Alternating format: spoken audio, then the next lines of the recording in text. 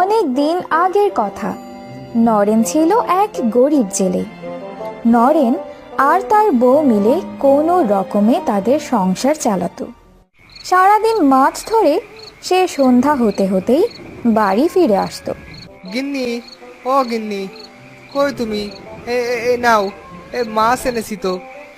একটু মাখো মাখো করে ভেজে দাও দেখি। দিচ্ছি দিচ্ছি, একটু দাঁড়াও না বাবা। হ্যাঁ, তাই দাও। সারাদিন না খেয়ে খিদেতে শেষ হয়ে গেলাম। সারাদিন কাজ করতে করতে রাত হয়ে গেল। এরপর তারা রাতের বেলায় খাবার খেয়ে ঘুমিয়ে পড়ে। পরদিন সকালে উঠে আবার নদীতে যায় মাছ ধরতে। সারা দিনে সে অনেক মাছ নিয়ে সন্ধ্যায় বাড়ির দিকে রওনা হয়। কিন্তু কিছু দূর এগোতেই তার শরীর হিম হয়ে গেল আর শরীরটা অনেক ভার ভার মনে হলো। যাই হোক, নরেন তেমন কিছু মনে করলো না আর আবার হাঁটতে শুরু করলো এবং বাড়িতে ফিরল। গিন্নি, ও গিন্নি, কই তুমি? নাও, মাছ এনেছি তো। একটু মাখো মাখো করে ভেজে দাও দেখি। গিন্নি মাছগুলো নিয়ে ভাজতে শুরু করলো আর অনেকগুলো মাছ নরেন এর সামনে দিল আর খেতে দিয়ে রান্নাঘরের দিকে যেতে যেতেই জোরে জোরে খাবারের শব্দ শুনতে পেল। ফিরে এসে দেখলো সব মাছ খাওয়া শেষ। কি গো, সব খেয়ে ফেললে? হঠাৎ করেই নরেনের গলার স্বর পাল্টে গেল। সে বলল, যাও, আমার জন্য আরো মাছ ভেজে আনো। নরেন এর বউ এবার কিছুটা ভয় পেল আর সে দ্রুত গিয়ে মাছ ভেজে আবারও নরেনের সামনে দিল আর কোনো কথা না বলে ঘুমিয়ে গেল। সে রাতে আর তেমন কিছুই ঘটল না। পরদিন সকালে নরেন মাছ ধরার জন্য নদীতে গেল আর সারাদিন পর বাড়িতে ফিরে এলো। এই নাও, নাও তো দেখি মাছের ব্যাগ। ব্যাগ থেকে মাছগুলো বের করে ভেজে দাও দেখি। নরেনের হাত থেকে ব্যাগ নিয়ে রান্নাঘরে রাখলো আর কিছুক্ষণের জন্য বাইরে চলে গেল। আর ফিরে এসে দেখলো ব্যাগে একটাও মাছ নেই। এ কি? ব্যাগে তো কোনো মাছই দেখতে পাচ্ছি না। আমি তোমাকে এখন কি ভেজে দেব? হয়তো বিড়ালে খেয়েছে, কিন্তু বিড়াল এতগুলো মাছ খেলো। যাই হোক, কি আর করার। হঠাৎ মাঝরাতে প্রচণ্ড শব্দে নরেনের ঘুম ভেঙে গেল আর সে বুঝতে পারল রান্নাঘর থেকে শব্দ হচ্ছে।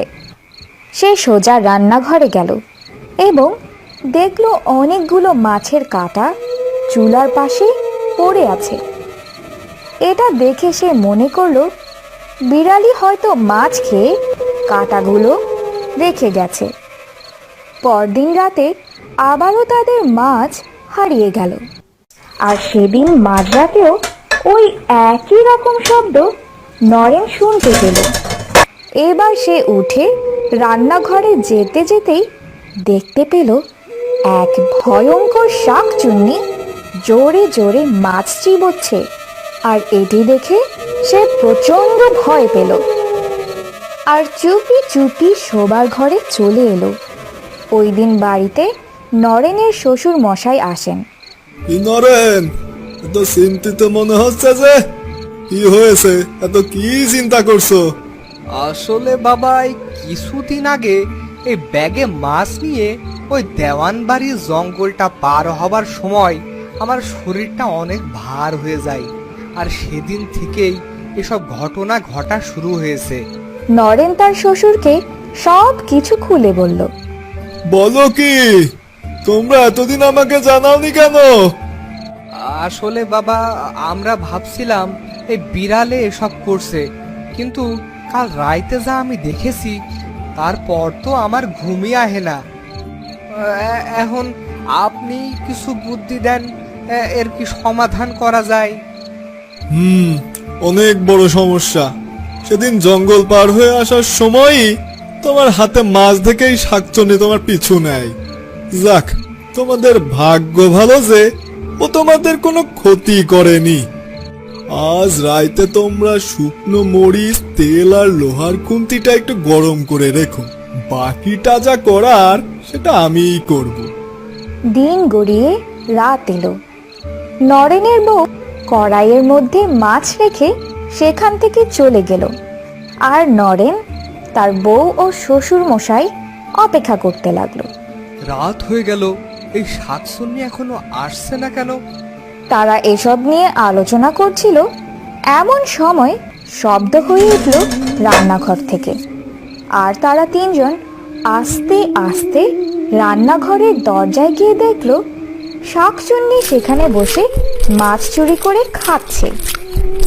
আর তখন নরেনের শ্বশুর মশাই গরম তেল শাকচুন্নির গায়ে ছুঁড়ে মারলো আর তার চুল ধরে গরম খুন্তির ছ্যাঁকা দিতে থাকলো। ঠিক করে বল, এই গ্রাম থেকে তুই অনেক দূরে চলে যাবি, না হলে তোকে এক্ষুনি মেরে ফেলবো। বল বল। ওরে বাবা রে, ওরে বাবা রে, ওরে মা রে, আমি আর মাছ খাবো না, আমাকে ছেড়ে দে, আমি আর এখানে আসবো না, আমার ভূত বাবার দিব্যি, আমি আর আসবো না, ছেড়ে দাও। ওরে বাবা রে, ওরে মা রে। আর এবার নরেনের শ্বশুর মশাই তাকে ছেড়ে দিল এবং শাকচুন্নি সেখান থেকে চলে গেল আর গ্রামের দিকে ফিরেও তাকালো না। তো বন্ধুরা, আজকের ভিডিওটি ভালো লাগলে অবশ্যই সাবস্ক্রাইব করে বেল আইকনটি বাজিয়ে দিও। দেখা হচ্ছে পরের ভিডিওতে। ধন্যবাদ।